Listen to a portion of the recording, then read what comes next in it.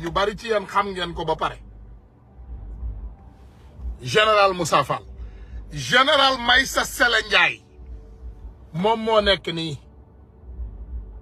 yéen ñëpp ngeen xam ko général Cheikh Sène moom moo nekk nii ma bëgg Sénégalais yëpp xam ko dama bëgg ngeen déglu ma nag bu baax kilifa gi gën a kawe ci bànqaas yi gën a kawe ci réew mi moo ma woo mu ne ma réunion bii la ñu amal réunion bi ñu amal mooy nee nañu Macky Sall na pousse élection yi nee nañu une semaine Sénégal du yëngu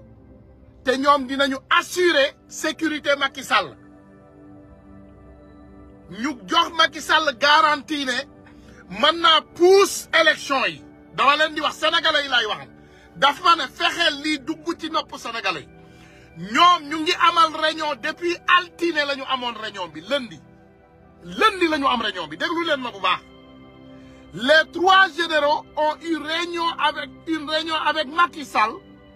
lundi man nag comme ni ma leen koy waxee man ci Sénégal laa bokk man naa ne amaana ci ñi sanc Sénégal laa bokk donc lu yàq Sénégal arrangé wu ma lu taal Sénégal arrangé wu ma lu yëngal Sénégal arrangé wu ma ndax man doomu Sénégal laa te ci Sénégal laa bokk waaye ñoom assurel nañu Macky Sall ne na pousse élection yi te bu ko poussé dara du yëngu ñoom nag war ngeen xam seen position ndax wax naa leen ñetti généraux yi ma leen tuddal Maïssa Sele Ndiaye li mu am ci aide de camp la du président loolu musul am ci histoire du Sénégal maanaam un général ne doit pas être un porteur de mallette du président de la République ndax mooy lu gën a kawe ci armée voilà général Cheikh Sène moom la jël mu remplacer Jean-Baptiste Tine dafa am lu ma leen bëgg a wax nag ci général Cheikh Sène moo jàppoon le président Ousmane Sonko ñetti généraux yi dañu am dossier CPI yéen a ngi fàttaleku bi ñuy commandé armes yi palais di fay nervi yi pour ñu dem assassiner sénégalais yi ñetti généraux yi ñoo am dossier maanaam CPI dossier CPI bi ngeen di dégg ñetti généraux yi ñoo ko am général Cheikh Sène dafa am dossier général Maïssa Sele Ndiaye dafa am dossier général Moussa Fall dafa am dossier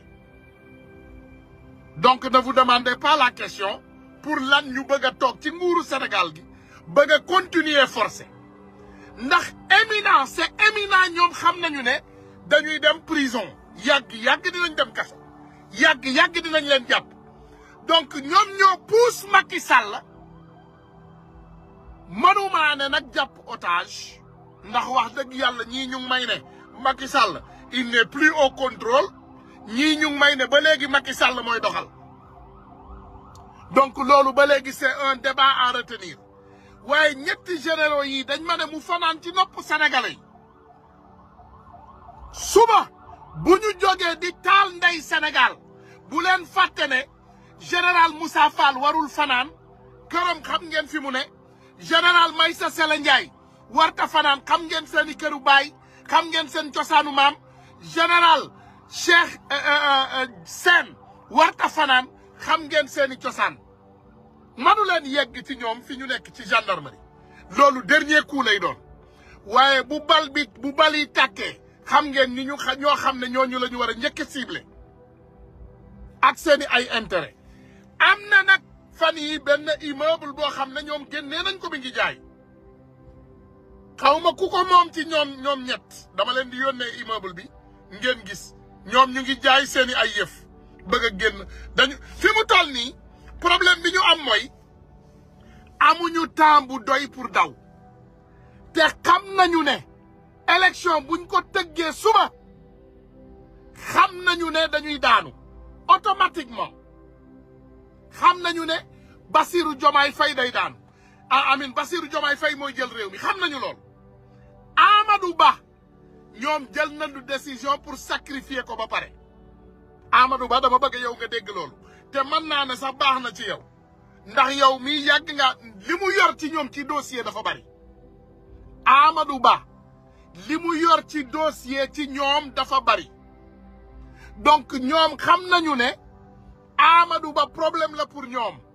donc Amadou Ba ils vont te sacrifier yow dinañ la sacrifier à tout prix dama bëgg nga xam ko te dama bëgg nitu Amadou Ba yi xam loolu wax naa leen ko waxaat leen ko dama leen koy waxaat dama ne ngeen dégluwaat ma bu baax a baax dama ne dañuy sacrifier Amadou Ba Macky Sall dana génn suba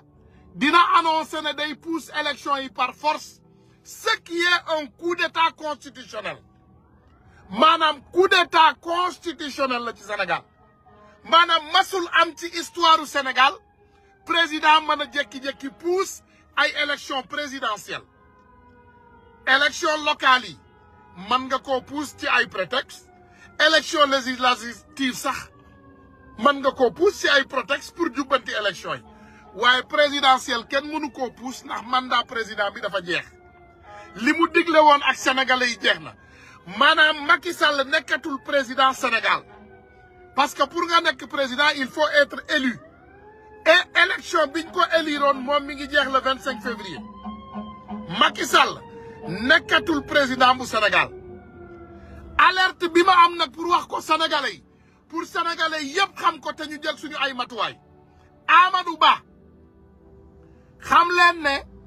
dinañ ko sacrifier waaye comme ni ma ko waxee il a assez de milliards pour se défendre demal jël say nervi juba jàkkaarloo ak Macky Sall parce que Macky Sall sa kaw la jëm Amadou Ba Macky Sall sa kaw la jëm j'ai les preuves les généraux l'ont donné l'assurance qu'il n'a qu'à pousser les élections et pour pousser les élections toi tu seras arrêté te dañ lay radier te dinañ la toppee haute trahison pour nga xam ko général Moussa Fall général Maïssa Sele Ndiaye ak général Cheikh Sène jox nañu Macky Sall assurance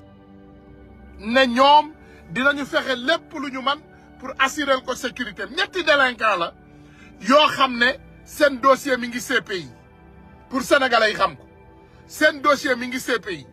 immeuble bi ñu am nag pour jaay moom laa leen di indil nii ñu ngi jaay seen lépp ndax ñoom ci seen bopp wóoratu leen ñoom dara wóoratu leen ci Sénégal wóoratu leen wóoratu leen ne dinañ fi nekk immeuble bii mi ngi jaay xool leen ko dama leen di woon immeuble bi c'est à vendre mi ngi nii déglu leen. salaamaaleykum Serif kër gi mi ngi jar 10 milliards mi ngi génne 45 millions par mois location 12e étage nekk ci foncier Dakar Plateau la nekk commission bi 1 milliard la 10 milliards lay jar commission 1 milliard mi ngi génne location 45 millions 12e étage la mi ngi nekk Dakar Plateau titre foncier individuel la jàpp ci mu jar gaaw. voilà